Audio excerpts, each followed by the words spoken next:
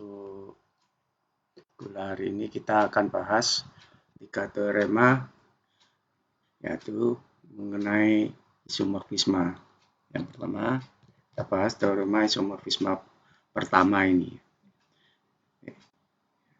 Oke, di sini kita bisa lihat apabila V itu adalah suatu homomorfisme dari G ke G absen, kernelnya itu adalah ini? Kernel kita namakan K, maka ingat karena kernel itu adalah grup normal daripada G, sehingga kita bisa membentuk suatu grup kuasi atau grup faktor. Grup ini isomorfik dengan Vg, dan saudara tahu Vg ini juga merupakan subgrup daripada G absen. Ini akan kita buktikan ya. Oke, di sini kita konstruksi suatu fungsi dari G dibagi K atau grup kuasi atau grup faktor ini ke Vg, yang mana nanti kita tunjukkan fungsi xk ini ya, kita namakan ini xk, itu merupakan suatu isomorfisme atau homomorfisme yang bijektif. Dengan begitu nanti karena dia isomorfisme K ini, jadi nanti G dibagi K itu isomorfik dengan Vg. Asalkan kita bisa membuktikan fungsi yang kita konstruksi itu adalah isomorfisme. Oke, kita ambil sekarang sembarang, katakanlah ini supaya warnanya enggak sama ya. Kita namakan ini adalah sembarang GK. Ini ingat himpunan GK ya. Oke. G dibagi K maksud saya itu adalah G dibagi K itu, kalau kita ingat, ini merupakan himpunan koset-koset G kali K, G-nya anggota G besar. Jadi merupakan himpunan koset ini ya. Karena K itu kernel merupakan subgrup normal, maka koset kiri dan koset kanan sama dalam hal ini. Oke, kita coba kembali lagi ke sini. Ini salah satu anggota ini kita ambil sembarang ya. Daripada grup ini, grup faktor, maka GK adalah suatu koset yang sebagaimana kita sebutkan tadi. Dan untuk beberapa GK, dalam hal ini juga sembarang elemen daripada Y, anggota Vg. Jadi ingat, karena V tadi itu adalah fungsi daripada ini, maka kalau kita ambil di sini, kita katakanlah di sini kita bisa lihat ini adalah G, lalu di sini G absen ya, ini adalah V.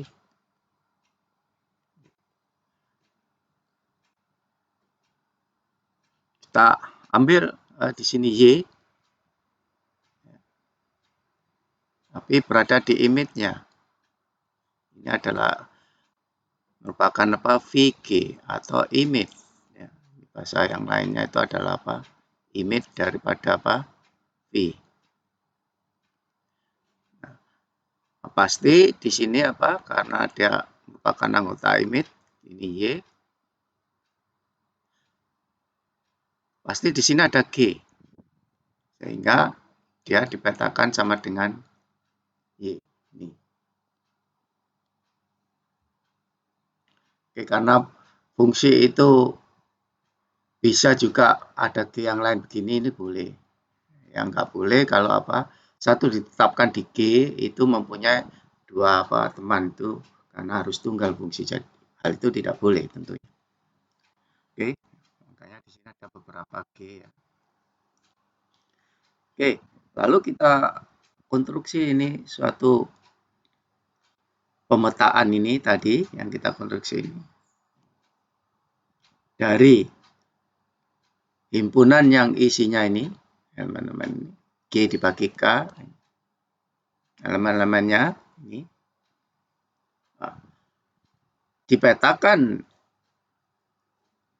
ke image ini tadi juga dinamakan image ya, juga image daripada V. Itu menjadi G. VG ya maksud saya. Jadi sesuai dengan ini. G ini kita pilih di image-nya V itu adalah VG.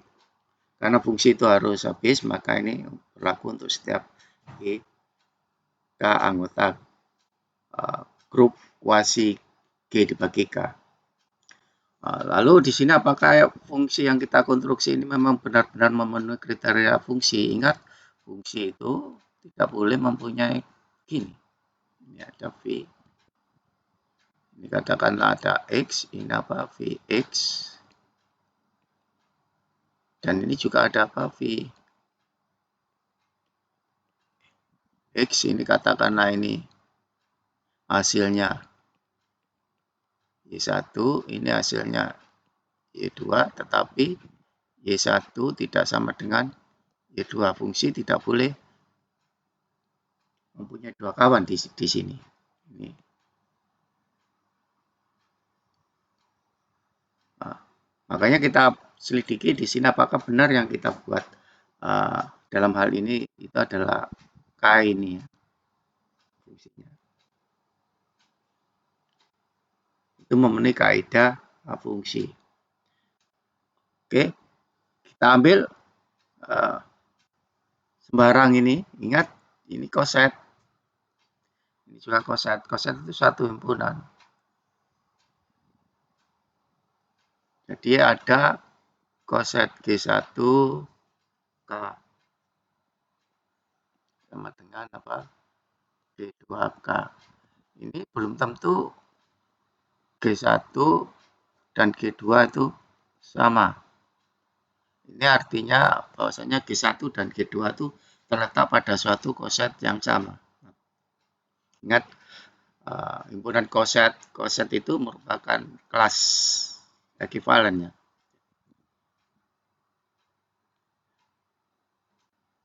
Nah, dia nanti ini dipetakan menjadi VG1, yang ini dipetakan menjadi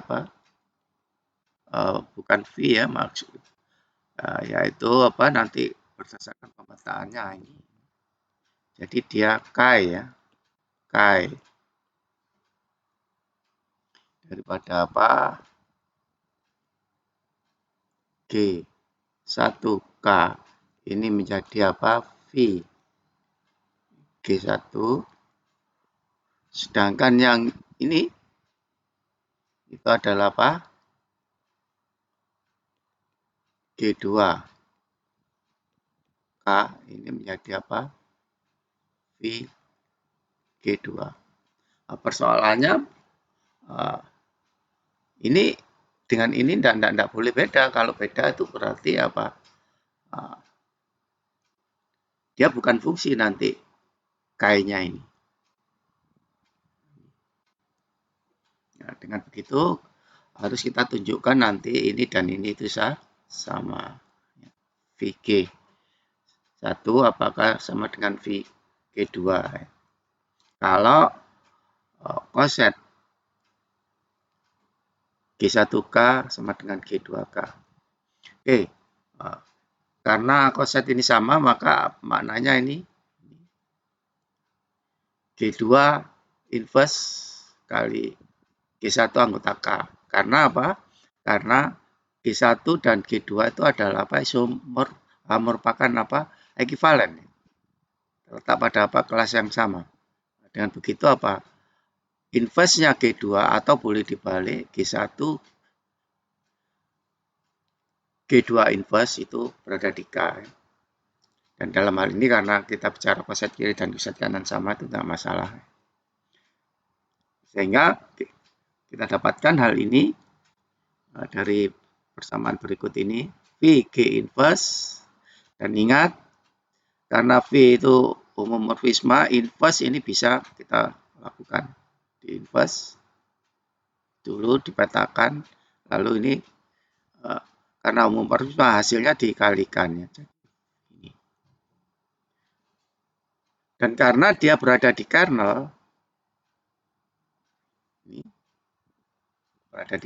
ini, maka hasilnya harus dijadikan netral. Sehingga kita dapatkan di sini ini, yaitu kita tulis saja di sini ya, V G2 inverse kali V daripada ini V ya, V daripada G1 itu sama dengan E elemen netral di G absen ya. Nah, kedua ruas ini kalikan dengan G2 ya. Sehingga kita dapatkan G1 karena G2 kali G2 inverse itu netral, hasilnya tinggal ini saja, yang di sini adalah tentunya G2. Jadi betul ini benar bahwasanya dia VG1 sama dengan VG2. Nah, dengan begitu dia merupakan suatu fungsi. Lalu apakah dia homomorfisme K itu? Jadi kita lihat di sini perkalian dua koset ini. Ini dikalikan dulu, tapi nanti di sini tidak dia dipetakan itu hasilnya sama. Itu menunjukkan dia homomorfisme. Dari mana ini didapat? Kita lihat. Ini dikalikan dulu. Perkalian koset itu berarti yang dikalikan tinggal dilihat G-nya. Yaitu G1 kali G2.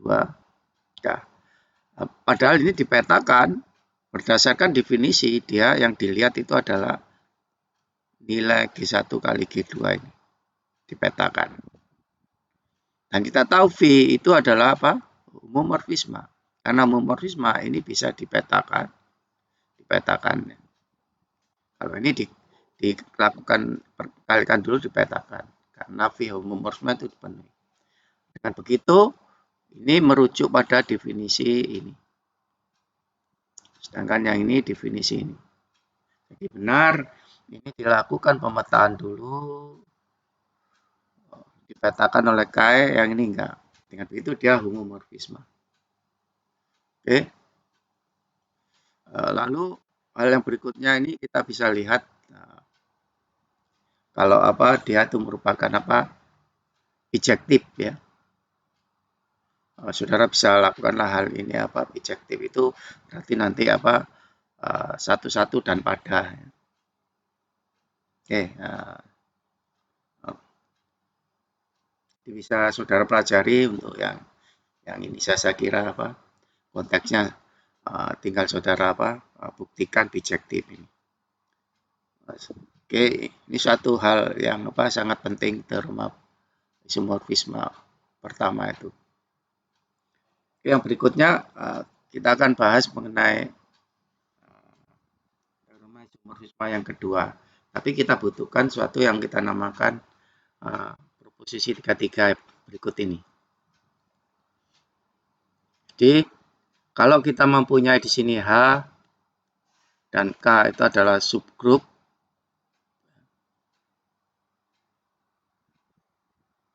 daripada G dan H itu merupakan subgrup normal, maka himpunan H kali K itu adalah merupakan subgrup. Jadi yang dimaksud H kali K itu isinya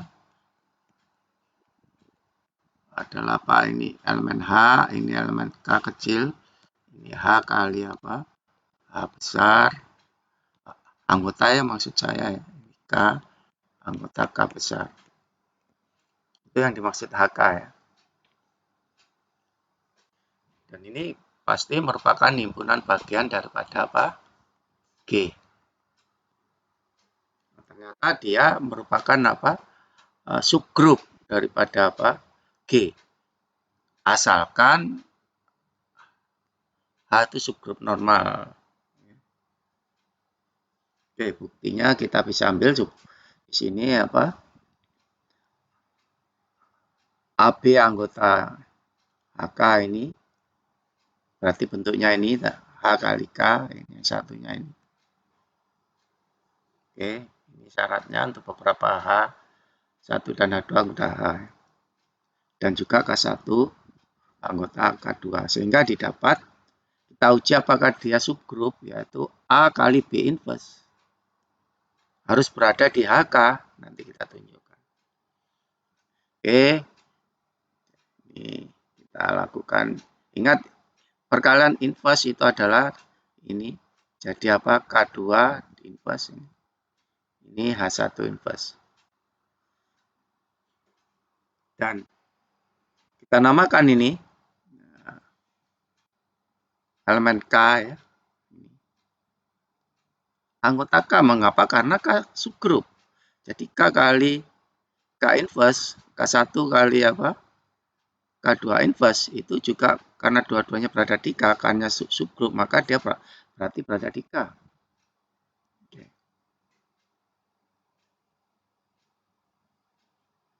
Lalu kita lihat elemen ini.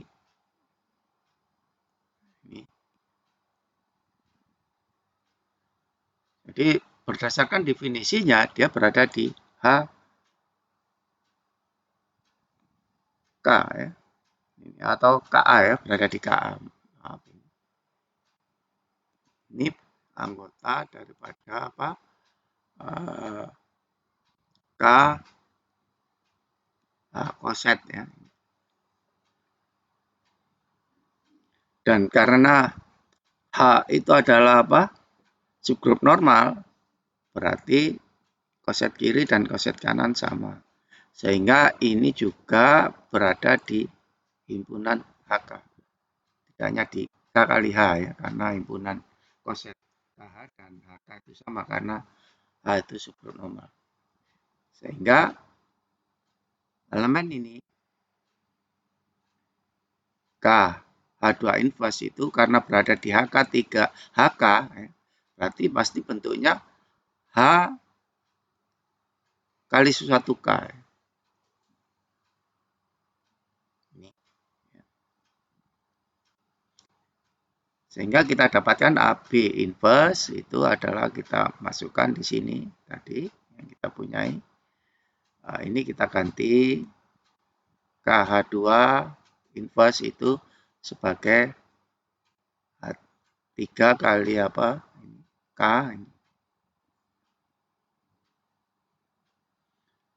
Dan lakukan asosiatif, ini kita hitung. H1 kali H3 itu karena H itu subgrup, hasilnya juga kita namakan elemen H. Karena H itu subgrup. Dengan begitu, benar bahwasannya apa? AB inverse anggota daripada HK. Dengan begitu, HK-nya itu merupakan subgrup.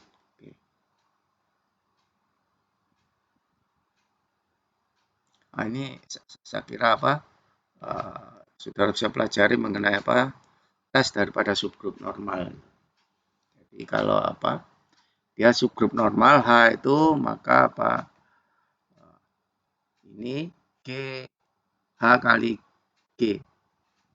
Inverse itu himpunan bagian daripada H. Atau bisa diganti juga apa? Ekuivalen dengan G HG inverse itu sama dengan himpunan H. Ini adalah apa? Untuk menunjukkan H itu subgrup normal. Dan juga ini juga ekuivalen dengan apa? G H itu sama dengan apa? H G untuk setiap G anggota G. Ini juga merupakan apa? Pernyataan bahwasanya apa? H itu subgrup normal daripada G. Oke, apa yang kita hasilkan dua sifat proposisi yang ini 3, 3 dan tes 332 itu nanti kita gunakan untuk melihat apa teorema isomorfisme kedua ini kita gunakan. Jadi bila H dan K ini adalah subgrup dari suatu grup G dengan H itu adalah apa? Subgrup normal, maka apa? Irisan ini, ingat irisan dua subgrup itu adalah menghasilkan subgrup. Ternyata dia nanti merupakan apa? Subgrup normal di dalam apakah. Jadi kalau kita lihat di sini ini H, ini K, H ini adalah apa? H irisan K. Ini tentunya pasti himpunan bagian daripada K. Tetapi dia tidak hanya merupakan himpunan bagian, dia ini juga merupakan subgrup normal daripada apa? K. Oke, dengan menggunakan apa? Proposisi yang kita bahas tadi, kita tahu H kali K pasti merupakan subgrup daripada G. Dan kita tahu di sini juga H itu pasti himpunan bagian daripada apa? H kali K. Mengapa? Karena H kali K itu isinya adalah apa? H kali K isinya itu merupakan apa? Himpunan H, elemen H kali elemen K. Ini H anggota H, lalu apa? K itu anggota K. Dan kalau kita ambil K-nya itu elemen netral, ini hasilnya nanti H. Boleh, karena H itu subgrup, K itu subgrup. Jadi kalau ini kita gerakan H kali K, K-nya itu adalah Pak E, katakanlah yang kita isi E. Dalam hal ini hasilnya ini. Dan secara umum ini memang H kali K itu lebih besar daripada H. Dan tidak hanya H yang termuat, K itu juga termuat di dalam H kali K. Oke, dan dia juga merupakan apa subgrup ini saudara bisa buktikan nah ini dengan kriteria yang biasanya tuh.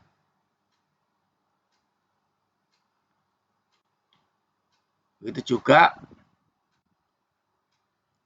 ini kita bisa tunjukkan merupakan apa subgrup normal.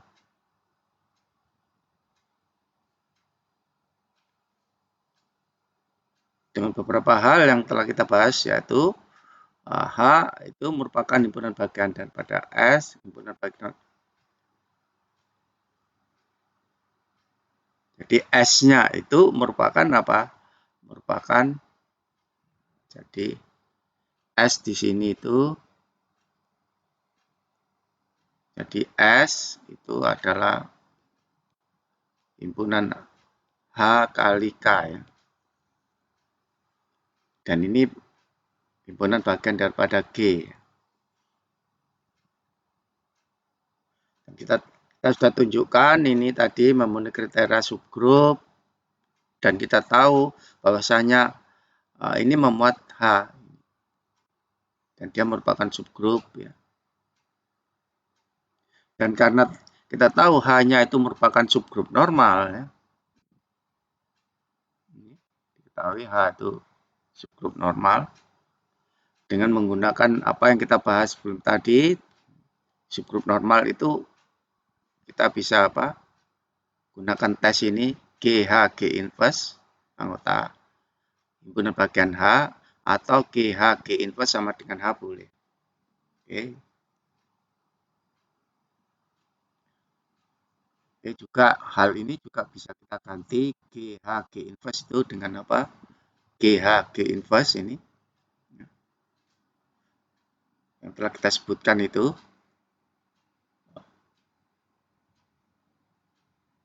bisa kita khususkan untuk G-nya tidak berada di G, tetapi juga berada di himpunan bagian ini ya, suatu hal yang khusus kita buat untuk G yang berada di H kali K ya, S-nya ini. Dengan begitu apa? Ini mengindikasikan H itu merupakan apa? Subgrup normal daripada H kali K. S ya.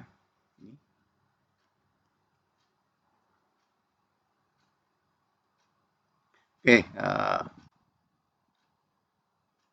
sekarang kita berikan apa? Ini koset kiri. Karena tadi kita sudah tunjukkan diketahui ini apa? Subgrup normal dan ini berada di supersetnya ini. H subgrup normal daripada H kali K, berarti kita bisa bentuk grup kuasi.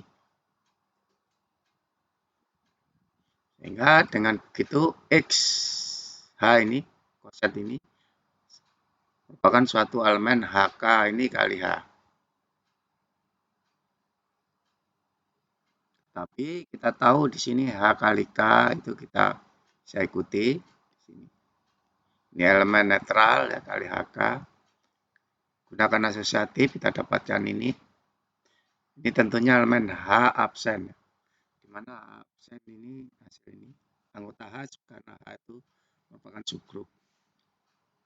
Ini dan dia merupakan subgrup normal. Sehingga kita dapatkan hal berikut ini. Oke.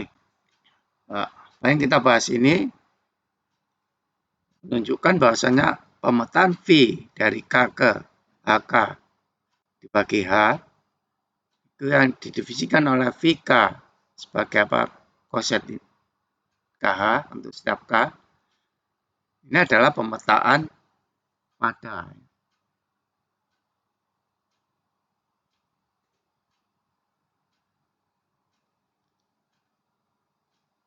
Oke. Dan pemetaan V ini kita ambil sebagai apa? Suatu yang dibatasi G dari apa? G dibagi H. Yaitu dalam hal ini adalah apa? Pembatasannya itu adalah apa? H K ya. Di sini apa? HK dibagi H. Jadi di sini ada sebenarnya adalah apa?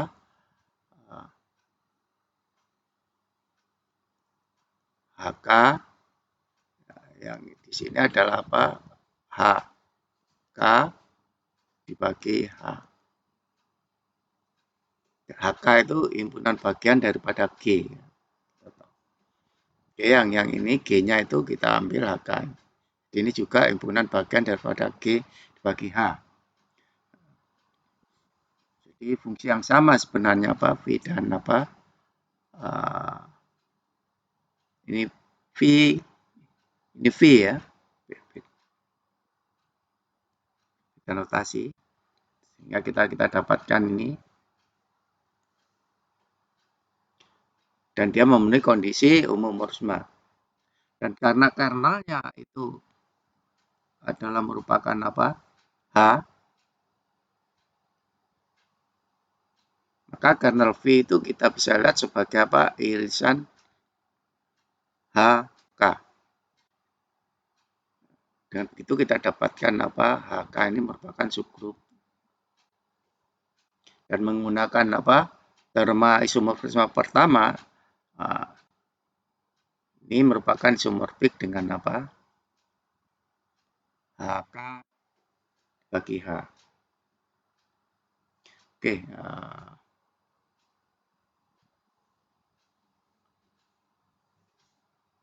Untuk yang apa? Terma isomorfisme ketiga ini saudara bisa pelajari, saudara. Beberapa hal ini saya kira itu untuk pembahasan apa? Terma isomorfisme pertama dan kedua sampai ketiga. Silakan saudara baca lagi dan Bisa saudara apa? Lihat pada catatan kuliah yang ada ya.